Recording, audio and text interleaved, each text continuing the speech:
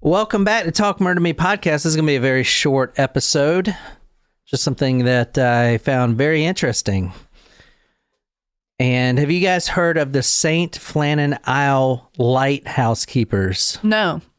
Well, there was a movie about this that just came out, I think a few years ago, called Lighthouse.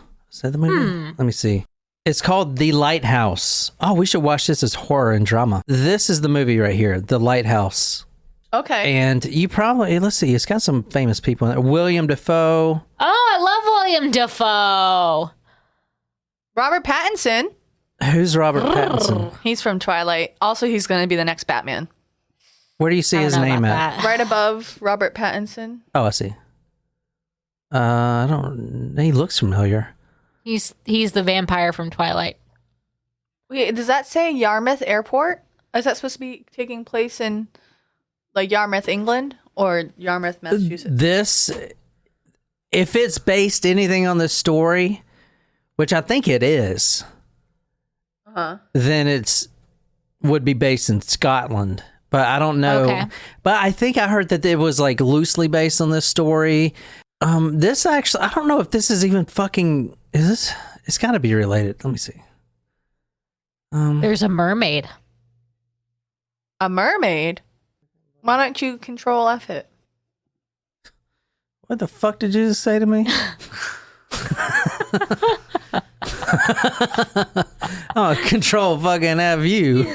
I don't know if like shit. Well, maybe this isn't really based on it. I thought it was, man. Maybe I didn't see that anywhere. I was just like, it's got to be based on it. Yeah, it is right here. The Lighthouse, the real life and story. Okay, well, let's watch it Sweet. after. I do love me some Robert Pattinson. Yeah, it is. Inspired by a true, unresolved 1900 mystery. Yep, it sure is. Sweet. And, all right, well, that's it. Now, this All is... right. Well, thanks, guys, for listening. Just go watch the movie. We'll see you next time. So tonight we're going to December 1900. Ooh. And we're actually going to northwestern Scotland. There's a group of 7 islets that make up the Flannan Isle. Now is it Isle or Isles? Isles? Let me show you a picture of the Flannan Isles. I don't know. I was guessing. So here they are right here. Oh, it's got negative reviews on Google. Uh-oh. There's the lighthouse. Ooh. I wonder if anyone says anything about this shit. Is the mystery solved or not? Oh, One said went there in 1900. I missed the second part. went missing from the likes. Would not recommend. Okay, so the whole story here is 3 men go to this lighthouse. This is abandoned lighthouse. Now, as Well, you're that's already a nope. So for it's me. already abandoned. No, I shouldn't say abandoned. Okay. It's actually a brand new lighthouse, but the island itself, and I'll get to this, but it has mystical powers in the island, and no one around the Scotland area that know of this island would dare even spend one night on the island, even today, because of the history behind it. Because the history behind it, right? Mm-hmm. But who you're looking at right now, these 3 men, if you want to describe these dapper gentlemen. All Oh mustached. my gosh. Look at this Whoa. guy's stash, bro. That stash could cover his head. Holy shit. Yeah, It's huge. that looks That's excessive. fake, honestly, but I'm impressed. I'm very It impressed. looks like it's like stash and then lip and then beard. Do you have to under? like push it up to eat? Like, how do you do that? Yeah, there's got to be a lot of food particles that I You can't, get there's up in no there. way. I mean, so I'll put this on talkmurder.com, but this guy in the middle, his mustache you can't even see his chin I mean, almost. let's be honest. They're all epic mustaches. Yeah. But I mean, that one it looks like a dustpan over his head. A dustpan brushed over his lip. All right. So who you're looking at is Thomas Marshall, James Ducat, and Donald MacArthur. They were all experienced seafarers and ship hands as well, with between them all about 100 years of experience. So this is what they've been doing for their entire life. Mm-hmm. Now, they're lighthouse keepers, Well, they're brand new lighthouse keepers. They've never kept a lighthouse before. So they're rookies when it comes to this occupation. Yeah, exactly. And they're going to a haunted island. Or it wasn't haunted. Well, they don't know it's... No, it was haunted. Oh, yeah. okay. But they don't know it's haunted yet. No. I guess because in 1900 news didn't get around as fast, but I feel like with a haunted island, if locals know that you shouldn't be at that island. Were they from the area where they might know? Or? No. So here's the problem. The island itself is called Eileen Moor. EILEAN space MOR. It's one of the 7 islets that make up this entire Flannan Island.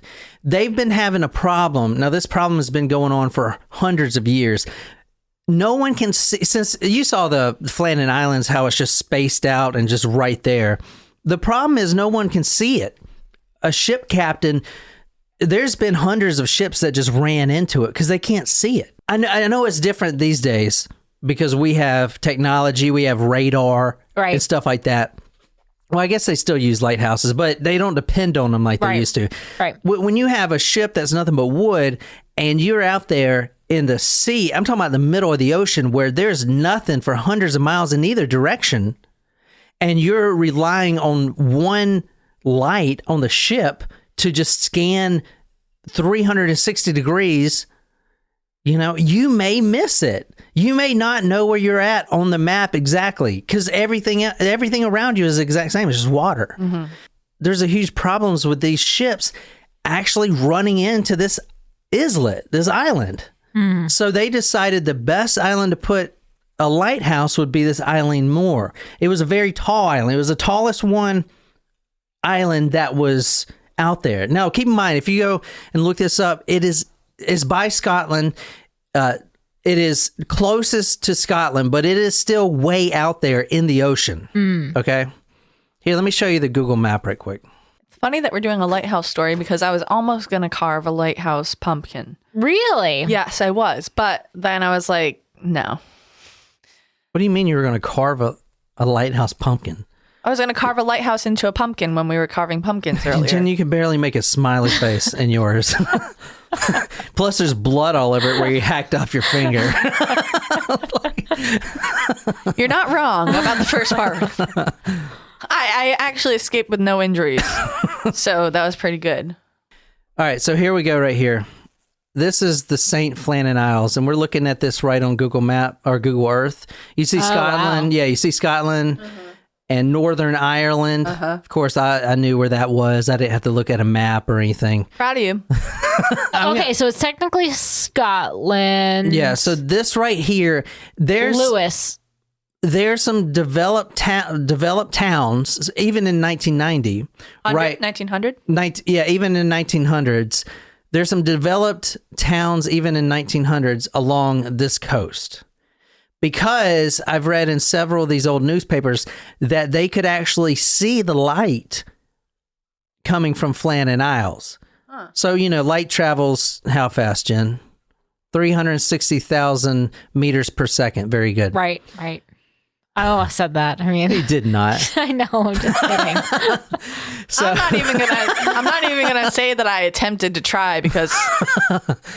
So they could actually see the light from this, or what they'll report to authorities when the light went out, because that's what they really saw, right? Uh-huh.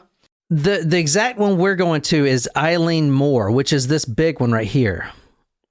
This is exactly where we're going. It's also the tallest one. Okay. So this is actually a really good image right here.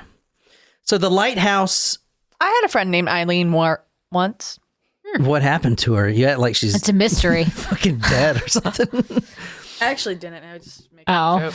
Oh. The lighthouse began its construction in 1896. But as things happened, it wouldn't be completed until 1900. 4 years? That's not too terribly bad. They didn't have all of the machinery that we have now. Plus, it's far away. They got to ship stuff to the island, Yeah. And if the island is haunted and they didn't want to stay there, they're going to have to live on a boat and go back and forth on the boat. Now, it's kind of interesting. The lighthouse is actually still active today, although it's unmanned. So I don't think many lighthouses. I know the one in Sullivan's. They, I don't think they are required to be manned anymore. Okay, because I think they can be automatic. Yeah, so this one has been automatic for 40 years. Now, what do you think the surf or the ocean, the waves are on this island, like right around this island? You think I would they're pretty imagine bad? it's pretty rough. So It's like choppy. it's cold up there, and it's not a lot of daylight, especially in the winter. They have a lot of storms here. A lot of storms develop here. I don't know. It's just the geography of it. So is anyone actually living in the Flannan Isles? Not here, no. But let me. That's a really good question.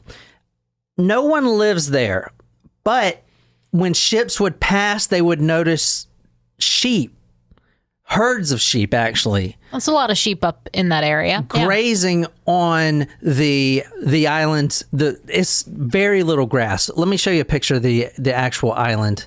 The sheep would be taken there by the sheep herders in Scotland. They would purposely travel on a raft to this island so their sheep can graze on the little grass that was there. Very little grass. Here, I'll show you. Do you want to take a guess why they would do that? There's grass in Scotland. Why would they come here just to graze on this little patches of grass? So they wouldn't have to mow it. Because there's not any. What the fuck? Sheep are lawnmowers, Nicole. That was a Jen comment. It was. Because there are no other predators on there. That's a good wait, did you guys switch?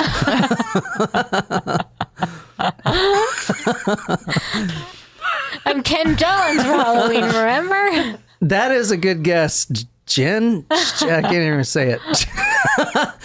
No, that's a good guess. But actually, I don't know if it's still like this today. But the shepherds would journey. I mean, they had to go through treacherous water. You can see on this image. Look at the waves batting against the side of the lighthouse. It's like it's cliffs too. Yeah. So they would Ain't go no beach. and climb up this cliff with their herds of sheep because they believed that this island's grasses would give their sheep powerful gifts. And they claimed, and this is built into their literal way of thinking. Back in 1900, at least, they would take their sheep there if they had any maladies, including broken limbs. The grass that they fed on this island would cure them. Wow. They would risk their life, not only their life, but their life of their entire flock of sheep just to graze on this grass. But there's one thing they wouldn't do. Stay there with the sheep? Stay there with the sheep. They may leave the sheep overnight and come back, but they would never stay there themselves, ever. So when they found out that there's going to be lighthouse keepers here, they were just like, are you serious? So. So at the beginning of December 1900, three men, Thomas Marshall, James Ducat, and Donald MacArthur, arrived on the island to begin their shift. Now, here's how it works. They would stay there for 3 weeks, then come back. Well, they would stay there for 3 weeks. They were dropped off. Then another ship. So that once they're on the island, that's it. You ain't going nowhere. You can't go anywhere until your replacement ship comes and gets you. Right. But what I learned from this story is you have a lot of responsibility as a lighthouse keeper. A lot. For instance, one of the golden rules is at least one man should always be in the lighthouse cabin at all times. So it's a matter of life and death. If that light goes out, especially now that ships know it's supposed to be there, if that light goes out and you dropped the ball and you're responsible and you couldn't get it back up quick enough, people could die. People have died already there. They crashed right into the fucking rock. They're dead. Mm-hmm. So this is a very strict position these guys were given, and they weren't they've never worked. These three men never worked in a lighthouse before. So how did they get that job? Because they were the best of the best of what they did, which they spent more time on the sea in their life of 40, one of them's 50, than they have on land. That's all they've done is work on vessels. One of them was a captain. The other ones worked whatever on the sea, stuff like that. They were the best of the best. Does that make sense? Yeah, but that doesn't necessarily mean that they were good at being lighthouse keepers. Also, there was hardly no one else that wanted the job. Let's be honest. I was going to say, that feels like the root of it right there. But there was actually a commissioners of Northern Lights, which is at the time made the rules for the lighthouse keepers. And it was a very strict position. 3 weeks go by and no one knows anything, how things are going or whatever. But we do have the journal entries, and that's what we're going to be kind of reading tonight. I will say the last journal entry written by Thomas Marshall on December 15th, 1900 said, quote, "Storm ended, sea calm, God is over all," end quote. That was the last communication that was recorded from any of the lighthouse keepers. Their replacement ship came 3 weeks later. Captain James Harvey. His ship was called the Hesperus. It arrives at the island with supplies and a replacement. All I could see was one replacement keeper. So I guess the other two were staying there, but a Joseph Moore was going to be the replacement for at least one. Is he related to Eileen? No, Moore is M-O-O-R-E. Yeah. However, however, when you're looking at the island here, what the captain would do, I mean, he can't just pull up like a fucking Uber right to the front door, right? The captain would pull up 100 yards away or whatever. The lighthouse crew would have prepared a slip like to intake with chains and an anchor and all kinds of stuff to intake the ship so it doesn't crash, so it can slowly be kind of maneuvered in. First, the captain has to send out a man on a little small rowboat to go and let them know that they're here. So when they get there, Joseph Moore, the replacement lighthouse keeper, gets on his rowboat and rows to the island. He notices that the slip was not prepared at all. These lighthouse keepers have done nothing to prepare to intake this ship. Mm-hmm. He also noticed that the light, even though that it was in working order, the actual light of the lighthouse was switched off. Ooh. And he only he noticed the light was off. I mean, you can notice that. I mean, the captain noticed that. They noticed that from the nearby island. They could see it. But when he got up to the top of the lighthouse, it was intentionally switched off. Not only that, the flagpole was bare. There was supposed to be a flag flying at all times of the lighthouse's operation. The lighthouse was supposed to be operational. It is operational. The light was off.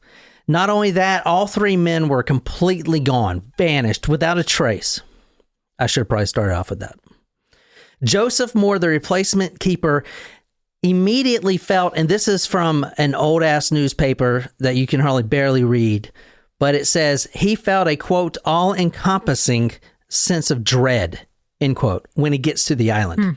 Now, Joseph Moore, he was never superstitious at all. In fact, when he gets to the island, he doesn't actually go snoop around. He goes back to get more people, to get more of the ship's crew. Mm-hmm. I think he was scared. I would be too. Yeah. The island's completely quiet, eerie. There's no lights. There's no crew. Why are you going to go exploring yourself? He rows back out there and gets a few more people. But he said he was never superstitious at all. But he got that all-encompassing sense of dread. Now, a little bit more about the history of the lighthouse. If you see some of the photos, you can see some rubble of a past civilization that lived here. Do you see these little rubbles? Yeah. And so if you look at some of the photos, I'm going to try to find a good one for you. See, like this stuff. Do you see these little rubble? Yeah. Mm-hmm. So this was all inhabited in the dating back to the 7th century, wow. which is fucking like 600, right? Mm-hmm. Yeah. Remnants of stone-built homes. These homes are called boaties, B-H-O-T-I-S, dotted the entire landscape. You can actually see them. I'll put the pictures on talkmore.com. You can see the rubble. And not only that, what was really creepy about this is there was remnants of a chapel that was torn down. Oh. And it seemed no one knows anything about the people that were there prior. They just know that there were people there, but it seemed like they left in a hurry. That's what the kind of belief is with that. This is the chapel right here. That's fucking creepy, dude. It's like the only thing that's still looks like a structure. Once the crew gets on the island, they form a small search crew and they scour this island. They're looking for these missing people. Now these small details are extremely important and they're well documented. Every door of the lighthouse and the crew's cabin was shut tightly. So if you go back and look at, remember how this looked? Yeah. You have a protective barrier that goes around the lighthouse. Now this wasn't built, in 1950. This was here. All this stuff was here. These are rocks, a rock wall. So if you go up in here into the lighthouse itself, you have the crew's cabin, the lighthouse keeper's cabin. Every door was shut tightly except the kitchen.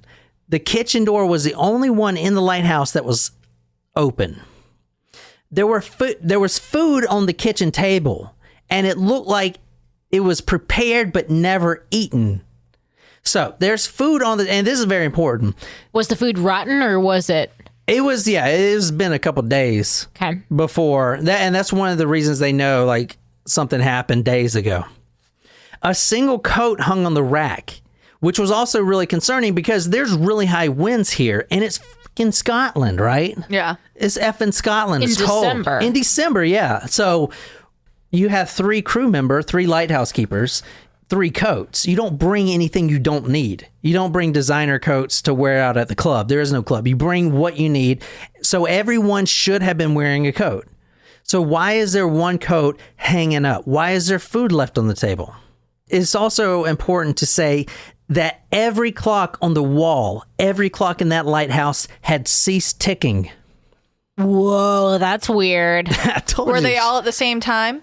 I couldn't find that. I wanted to find a paper that said that because I wanted to say that so bad, but I could not find that. It just said cease ticking. I mean, so let's just say, all at fucking 333 something. Interesting. Besides one overturned chair in the kitchen, nothing else was amiss. So it's almost like someone was about to sit down to eat. The other 2 were up tending to the lighthouse, and whatever happened, and it knocked the guy out of the chair and just swept the other guys out of the lighthouse. Yeah, but the food is still there. What do you mean swept out? Like whatever if you're mysterious forces. Okay, because a lot of people think it's a big wave, but you got to remember the food is still on the table, hadn't been touched. Yeah. If there was a big wave, it would have took that food down. I'm going to get to this. It's going to be important. If you want to read this, Nicole, this is from Captain James Harvey. This is the telegram, the ship that pulled up to replace him. This is what he sent immediately. A dreadful accident has happened at Flannan's. The 3 keepers, Ducat, Marshall, and the Occasional, have disappeared from the island. The Occasional. He didn't even know his name. The Occasional. On our arrival the afternoon, no sign of life was to be seen on the island. Fired a rocket, but as no response was made, managed to land Moore, who went up to the station but found no keepers there. I'm kind of flipping between Scottish and Irish. You're doing good. The clocks were stopped at the other sides and indicated that the accident must have happened about a week ago. Poor fellow, they must have blown over the... Now I'm doing English. Jesus Christ. This guy must be wasted. Shit. Blown over the cliffs or drowned trying to secure a train or something like that. That's Irish, isn't it? Oh, she's falling back to Scottish. Okay, I got you. I don't do Scottish too often. Night coming on, we could not wait to make something as to their fate. You see that last line? Night coming on. We're not fucking staying up in this bitch, dude. We ain't investigating any further. Yeah. Let's talk about these logbooks. So the last one was when? December what? 15th. Yeah. And it said the storm is over. God is over all. The storm is over. Everything's calm. God's protected us. I'm going to the club. That's what it said. Okay, December 12th, I want to put 2009. What the fuck? December 12th, 2009. Wow. Oh, recent. December 12th, 1900. One of the lighthouse keepers, Thomas Marshall, penned this note on December 12th. It said, quote, "Severe winds, the likes of which I have never..." Damn it, now I kind of want to do your accent. Here, you read it. "Severe winds, like the likes of which I had never seen before."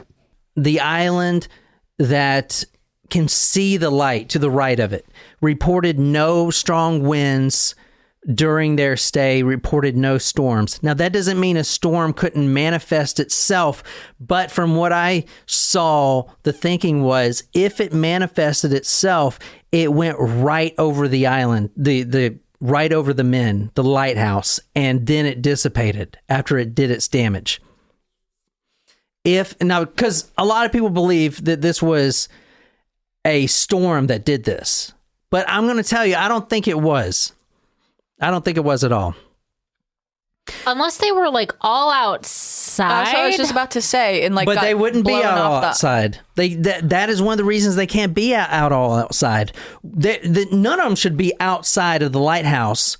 Like they could be in the crew cabin or the kitchen, but one man must always remain in the lighthouse cabin. That is the golden rule. They know that if someone dies because the light goes off and they're not up there, they could be hanged for that. Like that's a crime. Yeah. That's a huge crime. Anyway, I didn't mean to cut you off. Go ahead. What are you saying? No, I was saying like maybe they were standing outside. So like if everything is intact generally inside, maybe they were like blown away on the island. That's what I was thinking. Maybe two of them were outside standing on the cliff and there was like gusty winds and the one guy was about to sit down and eat dinner and was like, "Oh no, my friends, they're going to get blown away." And or he saw them from the lighthouse tower. Yeah. And he like ran to go get them and he got blown away too. Keep in mind that Eileen Moore itself, just the island, and let me go back and show you a picture just so you guys can understand this. This is the island. Do you see how tall? Yeah, if you fall, those cliffs up? You dead. Yeah. Yeah, if you fall, you're dead. But could a storm actually come and sweep over here? To the lowest part of this island, what I'm showing you now, is 150 feet in the air. 150 feet is just to get on the island, not to mention the lighthouse, the top of the lighthouse where he should have been. Yeah. Okay. I'm just saying. So a lot of people, what's the alternatives here? Well, I don't think it's a wave because if it was, it would have probably broken the glass of the house and there would have been damage or water damage. That's a good point. There was some damage. The western dock platform was severely damaged. Its safety railings that were attached, you know how they would attach safety railings? Mm-hmm. So like how would they secure those? The island's made up of rock. So they drill holes that go right through down to the center of the rock. Mm-hmm. And this safety railing, all the rails are drilled directly into the rock. Half of the rails were completely ripped out. Like a big old Zeus came and ripped out the safety railings. So half of them were ripped out. They knew something, and most likely, if you don't believe in supernatural stuff, you would think, yeah, that was severe winds. And yeah, that sounds... Could it have been a local... Well, no. If it was on the house, never mind. I was going to say, could it have been like a localized tornado at the other end of the island? But that doesn't make sense because it would take out the house if it was messing with the safety rails. Now, to support the storm theory, a massive tidal wave sweeping out the crew is a possibility. One lighthouse keeper witnessed this 2 decades later. So 20 years later, another lighthouse keeper is in the same lighthouse. Okay, this is crazy. A massive storm brought a 280 foot wall of water. Think about that. That is that is like a fucking almost like a skyscraper, man. That's like on that movie, was it Day After Tomorrow, where you just see the big wall, you know, and then you see Godzilla fucking coming up and shit. That is tall.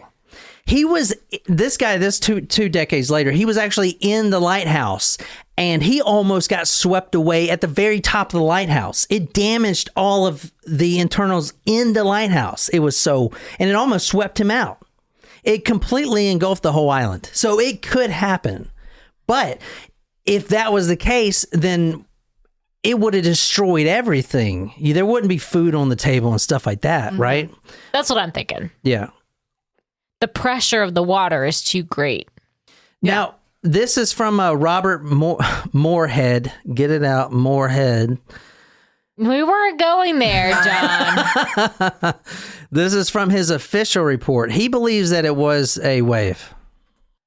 I'm of the opinion that the most likely explanation of this disappearance of the men is that they had all gone down on the afternoon of Saturday, 15 December, to the proximity of the West Landing to secure the box with the mooring ropes, etc., and that an unexpectedly large roller had come up the island and a large body of water had gone up higher than where they were coming and coming down upon them had swept them up away with resistless force. I like that word roller. I'm going to start using that when I'm at the beach. Yo, look at that roller. They see me rolling. They hate it.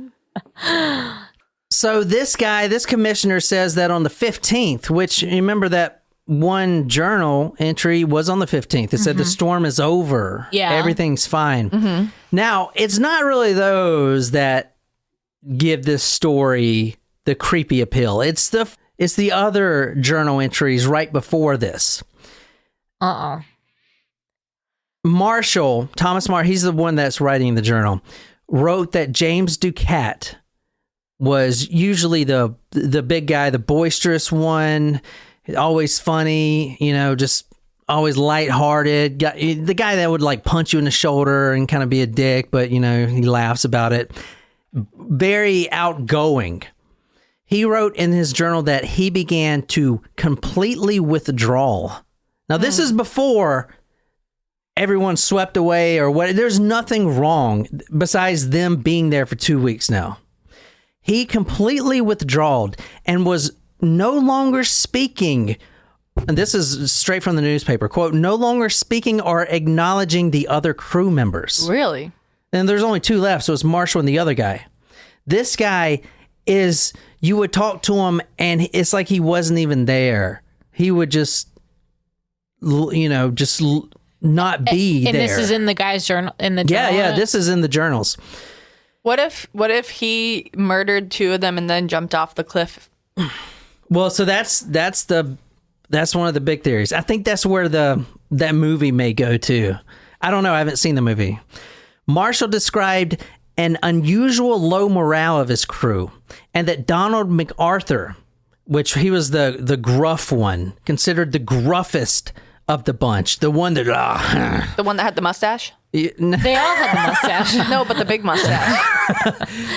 Donald MacArthur, the one that this is nothing for me. And keep in mind, these guys each have been out on the sea for 40 fucking years. They were born right on the poop deck.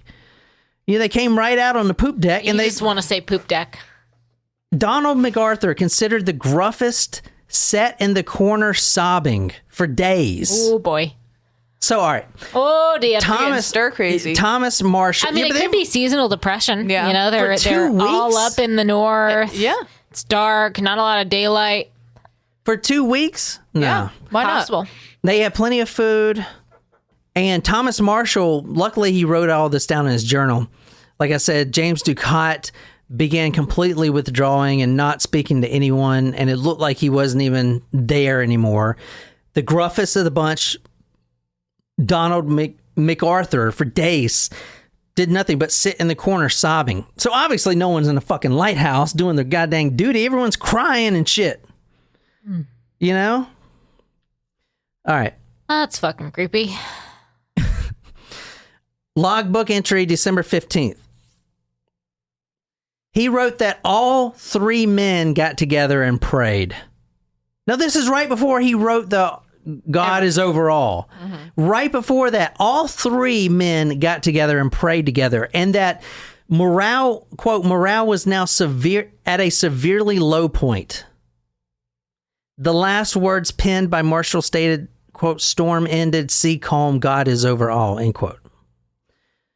I wonder if that was a metaphor for like him killing the two people, like the storm over of them being like low morale, storm over, sea calm is like, okay, I'm at peace with my decision, and then God is over all.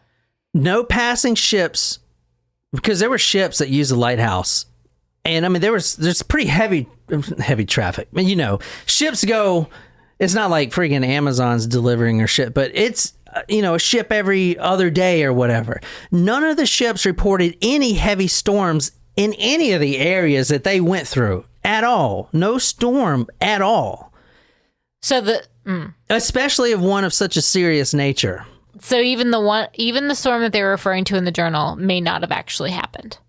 Exactly. Oh, yeah, exactly. And that brings me to my next point, because one of the prominent theories, and this goes into the psychology, is that the storm was actually a product of low morale, isolation, dread, and impending doom. The storm, it was a storm. It was brutal, but it was in your head. Yeah. Type of shit.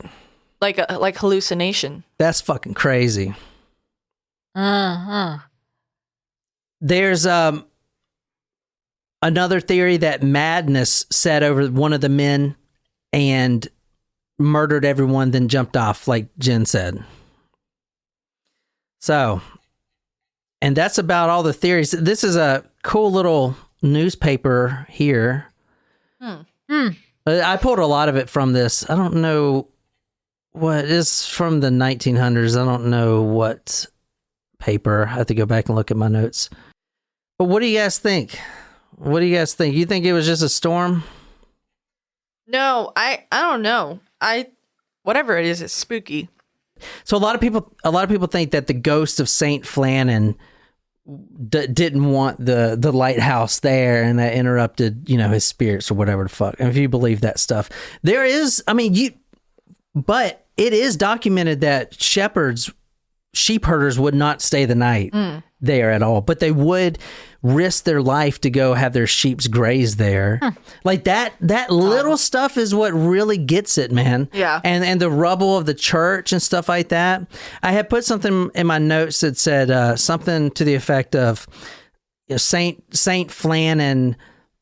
Damn it, what'd I say? It was so good. Fuck. It was